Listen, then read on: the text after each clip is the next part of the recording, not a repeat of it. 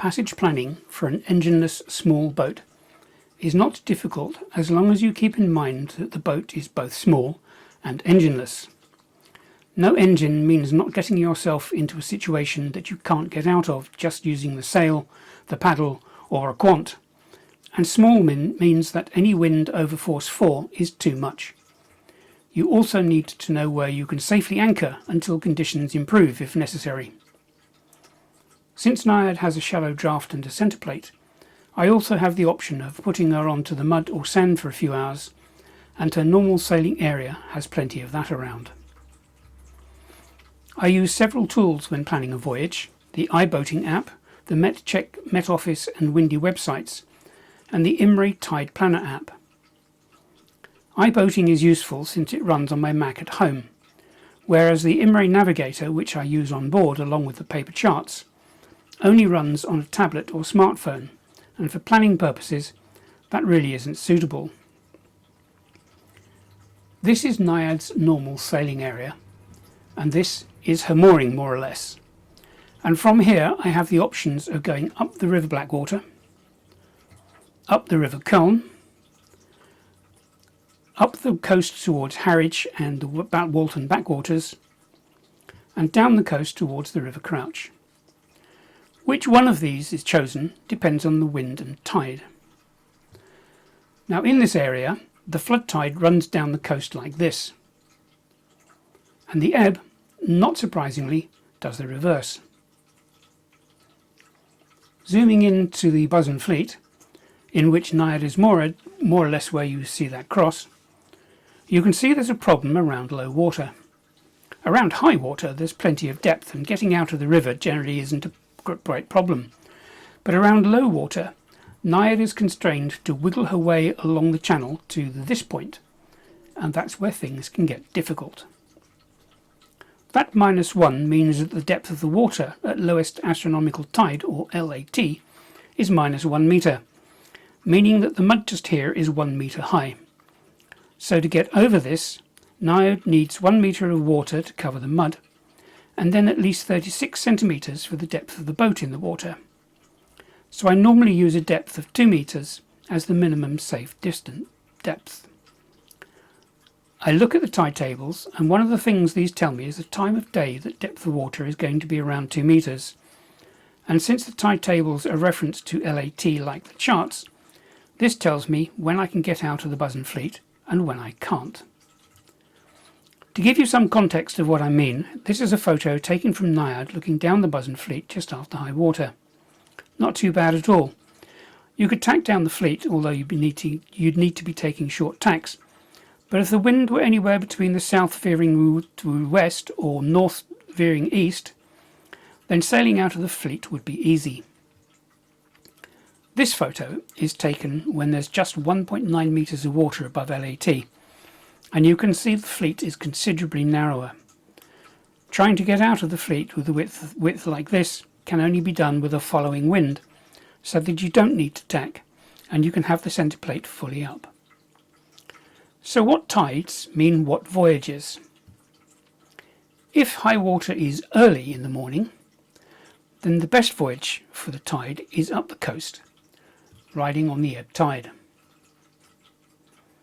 If low water is in the early morning, then the best voyage is up the Blackwater, riding the flood tide. However, if low water is mid-morning, then there is a choice. I can voyage up the River Culm or down the coast to the River Crouch. But the tide isn't the only consideration. The other thing to take into account is the wind. For a voyage from Mersey to the Walton backwaters, which is up the coast to the Pye and Boy and then into Hamford Water, the best wind is going to be from the northeast. This blows off the land, so the sea isn't going to be choppy, and for most of the trip the wind is on the beam, which is a great point of sail. There will be a little tacking up by the Pye and Boy when the trip turns to go into the backwaters, but it's not going to be much of a problem. The best wind for the voyage up the River Blackwater, which is this direction, is going to be a northwest round to a southeast wind for the outward leg, and southeast round to northwest wind for the homeward leg. The best wind for a voyage up the Colne, like this, is southwest round to west wind for the outward leg, and the northeast to east wind for the home journey.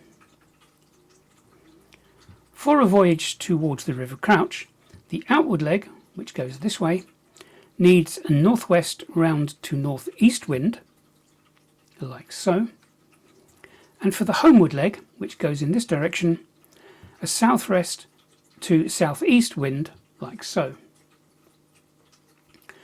So the ideal winds and tides in summary are like this. Now I need to stress that the winds are ideal winds for the trip, and since those rarely occur, I have to make do with whatever wind happens, and those are too many to list. So those are the options. Now when planning a voyage, I first use the MetCheck 16-day forecast for West Mersey.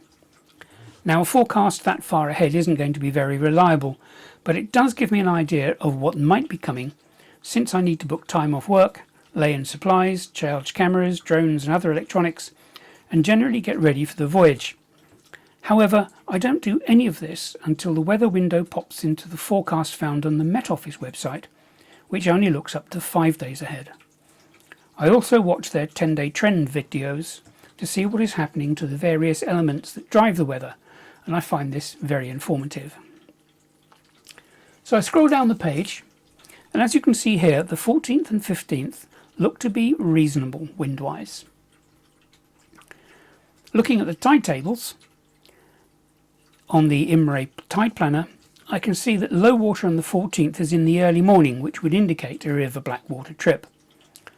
Scrolling down the MetCheck website a bit further, I can also see that the winds on the 18th, 19th and 20th are also reasonable.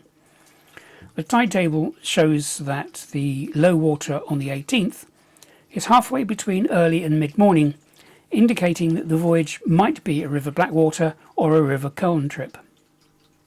However, looking at the MetCheck forecast on the following day, I can see the wind on the 14th is now much too windy. Scrolling down again, I can see that the 16th, 17th and 18th are now reasonable, and the 19th is too windy. I repeat this process, checking every day until the acceptable weather window is 5 days ahead before planning anything. But even then, I know I may have to cancel the trip because of a change in the weather forecast. This is Britain after all. You don't like the weather? Blink. It'll change.